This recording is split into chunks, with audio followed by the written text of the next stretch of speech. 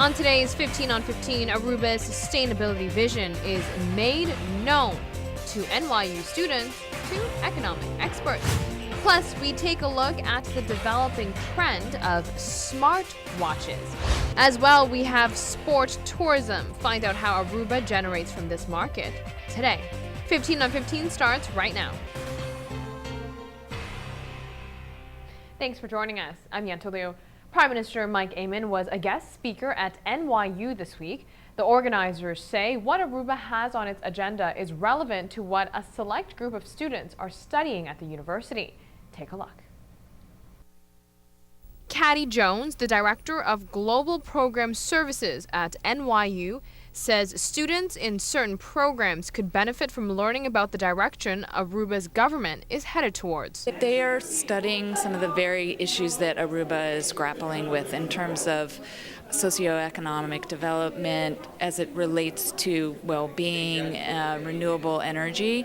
And so, they are studying urban planning and what the next issues are going to be for in particular for metropolises and cities. They're also studying implications of global health and development, issues around development and how they impact health and planning. Ms. Jones says there are certain aspects regarding Aruba's sustainability vision that is most appealing. I think what's really interesting about it is his work around connecting public-private partnerships to turn his vision into action, as well the commitment that you can sense that he has personally both to that vision but also to the people of Aruba, and this nexus between sustainable energy and the ecology, but also to the well-being of his citizens. And the participatory nature in which this is happening is really groundbreaking and interesting to us.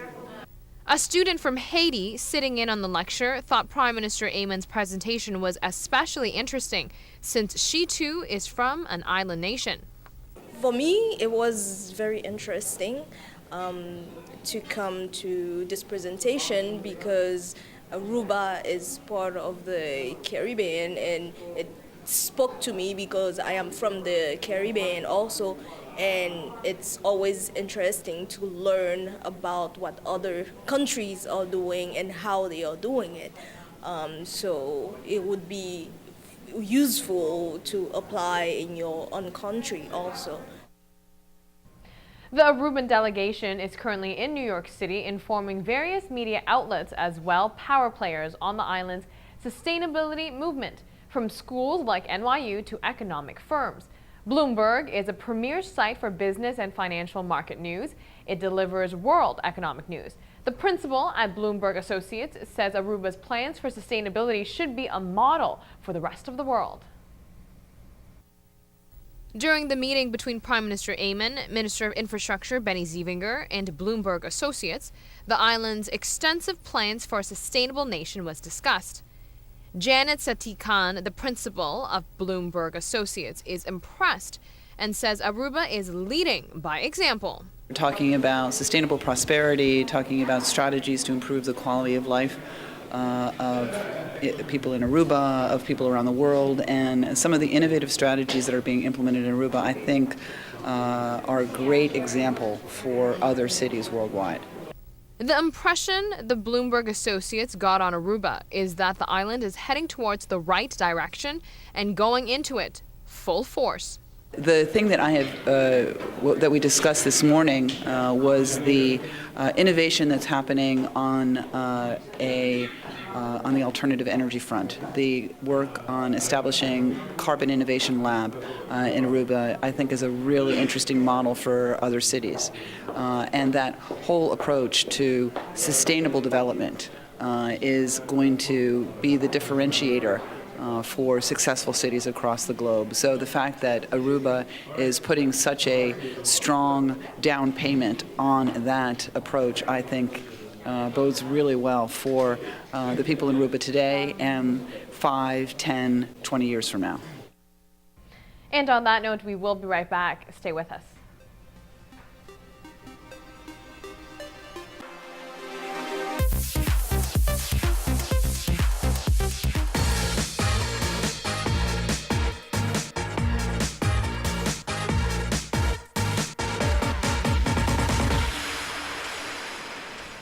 Welcome back from the break. The future of smartwatches. Just exactly where are we headed?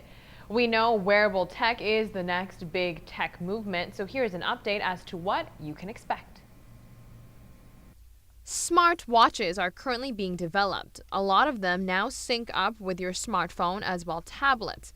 It can send you emails and your texts. Even driving directions and Google Maps can be right at your fingertips.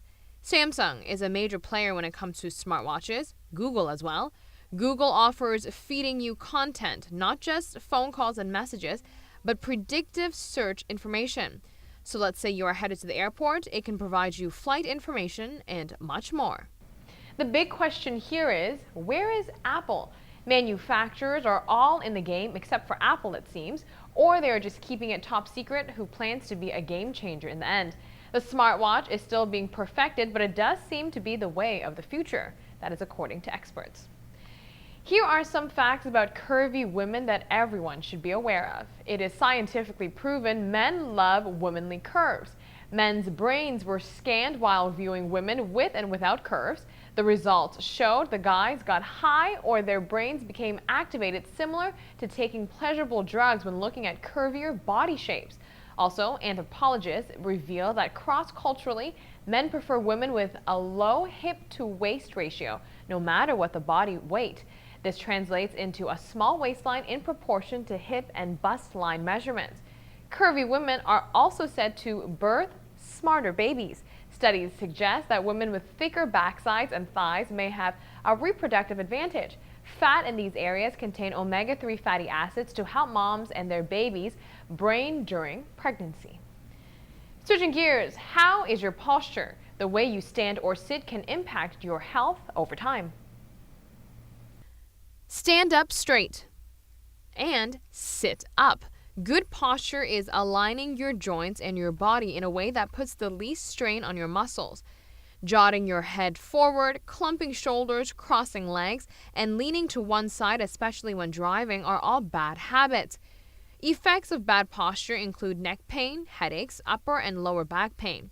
You can actively work to improve posture by placing your feet flat on the floor and your hip back against the chair. Your head should be in a neutral position all the time. Here is another tip. Sitting or standing, just imagine a string pulling your head to the ceiling. Keep that in mind and your posture will be perfect. We'll be right back. Stay with us.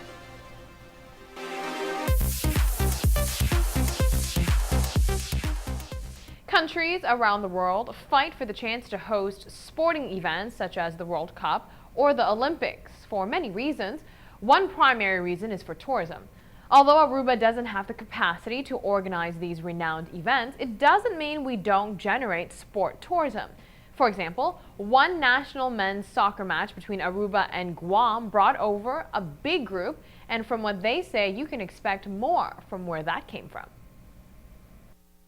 Guam's national men's soccer plays competitively. The team travels around the world to earn FIFA ranking points. This week, players and coaches are taking on Aruba's team.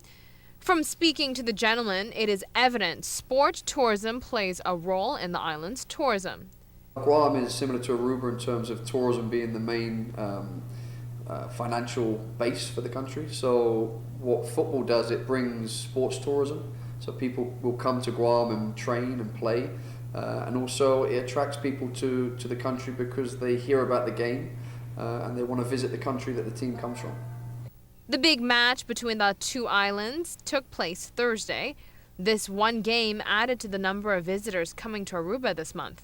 We brought 26 people in our group, and that's usually what we take when we travel. Everybody from a head coach, 18 players, physiotherapist, team manager, assistant coaches, equipment manager. So a whole group that would travel with the team. In terms of tourism, I mean, each player and each person that's come to Aruba will go back and talk to their friends and families and the word of mouth about how beautiful the place is. As professional athletes, the players get the opportunity to network and interact with many people. Therefore, the chance for the destination Aruba to come up in conversations is expected. I myself am one of the professional players, so I do travel quite a bit, not only with the Guam national team, but with my professional team. So I'm traveling close to every week or every other week of the year. And as far as tourism goes, like I said before, soccer is such an international sport that you get to talk to a lot of people and see a lot of different people from all over the world. And when that's the case, you end up talking about where have you played, where have you been, how are those places, and for me, I think you end up becoming a multiplication factor of bringing tourism to different places. Traveling comes with the job of being a professional soccer player, or any athlete for that matter. While it is a great opportunity to see new things and experience different cultures, it can be exhausting. Traveling and being away from family, because in any professional sport there's going to be a lot of travel, and just getting used to that I think is the toughest. But other than that, you get to meet great people from other parts of the world, see different cultures, and I think that would be the hardest thing, just being away from family. The game between Guam and Aruba was played Thursday night at the stadium in Tacota. The game ended in a tie, 2-2. A rematch is scheduled for Sunday if you are interested. That is our show for today. Thanks for watching. We'll be back here with a brand new edition of 15 on 15 starting Monday night at 7:15 p.m. So we will see you then.